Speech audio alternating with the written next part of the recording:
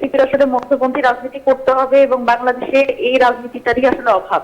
সেই জায়গা থেকে এনসিপি একটা বড় ভরসার জায়গা এবং শেষ ভরসার জায়গা ছিল অনেকখানি। এনসিপি এখন সত্যিকার অর্থে একটা সংকটাপূর্ণ অবস্থার মধ্যে আছে, এটা সত্য।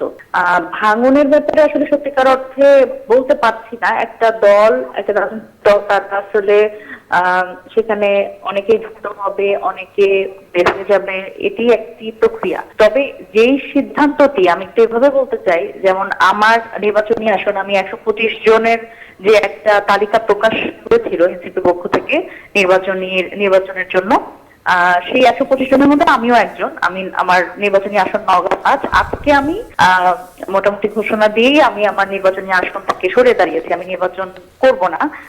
এই সেটা কারণ অবশ্যই এটা এই জোট, এবং জোট শুধু না, সত্যিকার অর্থে জোটের সিদ্ধান্তটি কিন্তু সাংগঠনিক জায়গা থেকে খুব বেশি অপোজ করার জায়গা নাই, কারণ এটা হচ্ছে নির্বাহী কমিটির সিদ্ধান্ত।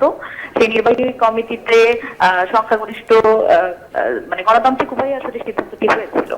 কিন্তু এটি আসলে এনসিপির যে আগেকার অবস্থান, সেই অবস্থানের একেবারে পরিপন্থী। আপনারা জানেন যে নির্বাচনকে সামনে রেখে আমরা কিন্তু এক ধরনের আয়োজনের মধ্যে দিয়ে গেছিলাম।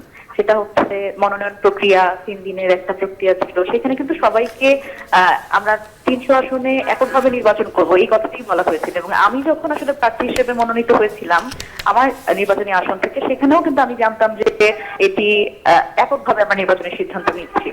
সুতরাং এটি আমার কাছে মনে হয়েছে যে দলের ভাঙনের থেকেও গুরুত্বপূর্ণ। আমাদের যখন আমরা গণ অভ্যুত্থানের পরে আমরা একটা রাজনৈতিক দল এবং তরুণদের এবং সাধারণ মানুষের আশা আকাঙ্ক্ষার ভিত্তিতে গঠিত রাজনৈতিক দল, সেখানে জনগণের কাছে আমাদের একটা বড় কমিটমেন্ট আছে।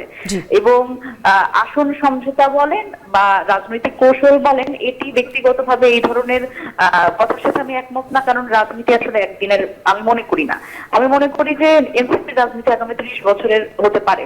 সেই জায়গা থেকে রাজনীতি নির্মাণের একটা বড় দায় আমাদের ছিল। আমরা বলেছি যে পুরানো রাজনৈতিক দলগুলোকে আমরা খারিজ করে দিতে চাই, তাদের রাজনীতি সাধারণ মানুষ পছন্দ করে না। আমরা বারবার বলেছি, আপনাদের চ্যানেলে এসেও বলেছি। সেইখান থেকে আমার কাছে মনে হয়েছে যে এই মুহূর্তে আমার দলটির হয়তো কিছু নেতা তাদের যে সিদ্ধান্ত বা যে উপায়ে সিদ্ধান্তটি গৃহীত হয়েছে সেটি বিষয়ে হয়তো প্রশ্ন করতে পারবো না, তবে এই সিদ্ধান্তটি নিয়ে আমি ব্যক্তিগতভাবে বিব্রত।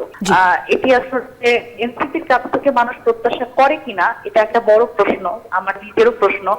এবং যেহেতু আমি এখনো পদত্যাগ করিনি, আমি এনসিপির পক্ষ থেকে এই মধ্যপন্থী রাজনীতির কথাই বলে গেছি সবসময়। এবং আমি এটি আসলেই ধারণ করি যে এনসিপির আসলে মধ্যপন্থী রাজনীতি করতে হবে এবং বাংলাদেশে এই রাজনীতিটারই আসলে অভাব। সেই জায়গা থেকে এনসিপি একটা বড় ভরসার জায়গা এবং শেষ ভরসার জায়গা ছিল অনেকখানি।